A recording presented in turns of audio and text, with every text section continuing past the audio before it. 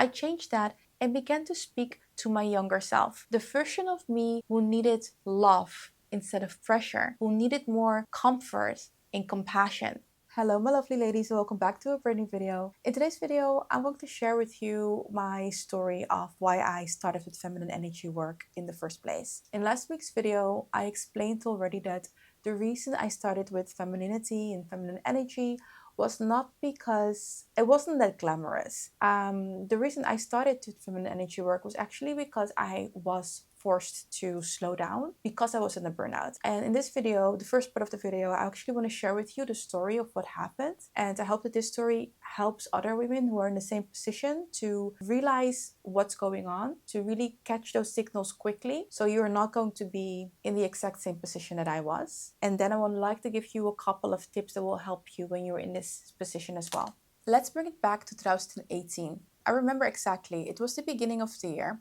I was working nonstop. I was juggling different personal obligations and I was trying to be everything for everybody. I remember that I wanted to feel very productive, so I would plan out my days and make sure that I always was doing something. I was living in my head a lot. I was overthinking, overanalyzing. Basically, I was overfunctioning and I was disconnected from my body. So before we start, I want to share that I take full responsibility for what happened to me. This is definitely not a story to blame someone else because I was at fault. I did not take care of myself the way that I need to. And then something happened that drastically changed my life. So a friend of mine, she needed help and she reached out to me to ask me if she could stay with me for a while. And I said, okay, you need help. Let me help you. Let me see what I can do. And I offered her to stay with me.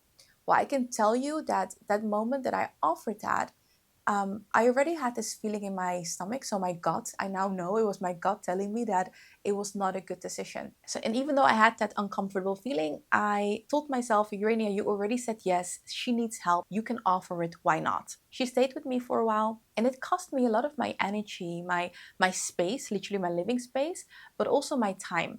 I had to share my energy. I had to share my time with someone. And I was actually not feeling comfortable. But instead of speaking up and saying what I felt, I kept that in because I did not want someone else to feel uncomfortable. So what did I do? I made myself feel uncomfortable in my home. And that's something you should never do. After she left, 2 days later, my body responded. And I got diagnosed with Bell's palsy, which is a facial paralysis, and it left my face frozen for weeks. The doctor told me something that I never forget. She says that it's not officially proven, but she sees this happening with many women who are under a lot of pressure. And then she asked me, Urania, are you under pressure? That is literally when it hit me that I had actually pushed my body so hard for so long that it shut down. I did this to me, and that was really a hard pill for me to swallow. This was the scariest wake up call I ever had in my life. But it was also the most important one because it forced me to reflect and ask myself questions as, what am I doing to myself? Why am I trying to please everybody else, improve myself to other people while I am ignoring my own needs? Why am I doing that? Because look at where it got me. But after rain comes sunshine. And because I couldn't work anymore, I had a lot of time for myself to focus on my healing. And that's actually how I started my feminine journey. I began learning about softness, slowing down, getting to know myself, my needs, my desires. And this was actually in the beginning of my feminine journey was actually focused on my inner shifts. I started learning how to connect more to my emotions, how to feel comfortable in my body. And I started to practice this every single day. But it's true what they say that what doesn't kill you makes you stronger. And I know that that situation made me so much stronger. And it's also why I do what I do, why I make content around feminine energy, femininity, and elegance. I love talking about these topics because it gives us as women permission to slow down, to connect to ourselves, to our body, to beautify ourselves, to take care of ourselves, and to not feel guilty about this. And now I would like to share with you a couple of the practices I did that helped me to reconnect to my feminine energy in this period of my life and that helped me to get out of survival mode. One of the first things I needed to do was learning to say no and listen to my body when my body told me no. And this had everything to do with learning to listen to my intuition and respect my boundaries, even when it was uncomfortable. If you are a people pleaser, you know how uncomfortable it can be to say no. But this is so, so important. This also had everything to do with listening more to my body and the signals my body was giving me.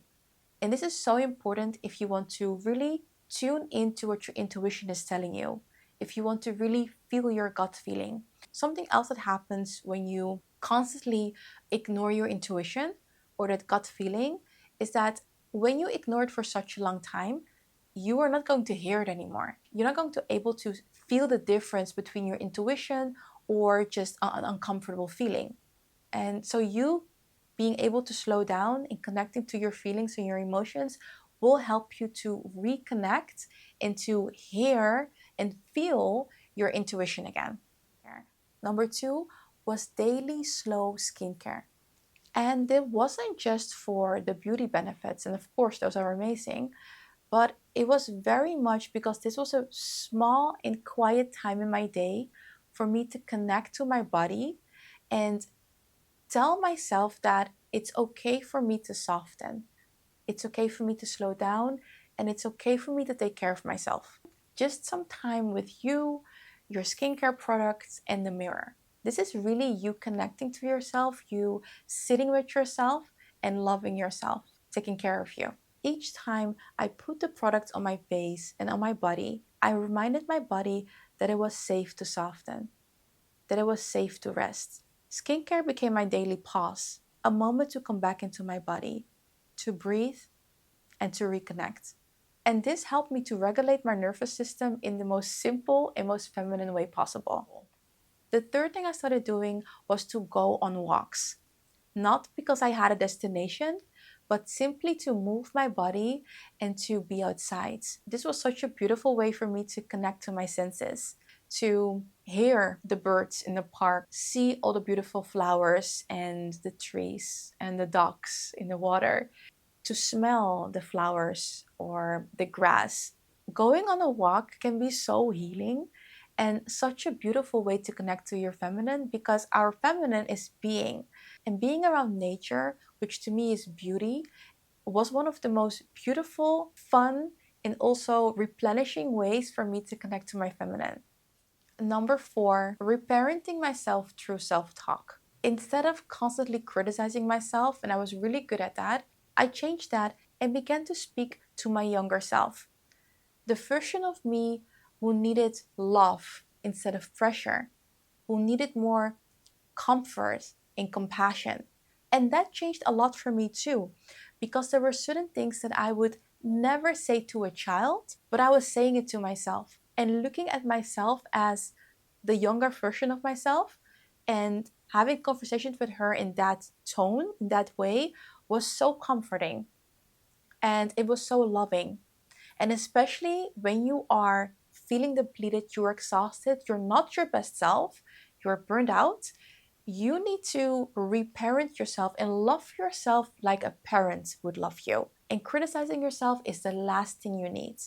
I want you to know that you don't have to wait for a breakdown to give yourself a reset. You don't have to hit rock bottom before you choose softness, safety, and self-worth. I hope that the information I gave in this video was helpful. Ladies, thank you so much for watching. I am so thankful for you and the love you're giving my videos. I truly appreciate it. That's also the reason I'm uploading more. So thank you so much for that. I am going to wish you all a beautiful, beautiful day, and we will see each other in my next video. Have a lovely day, ladies. Bye.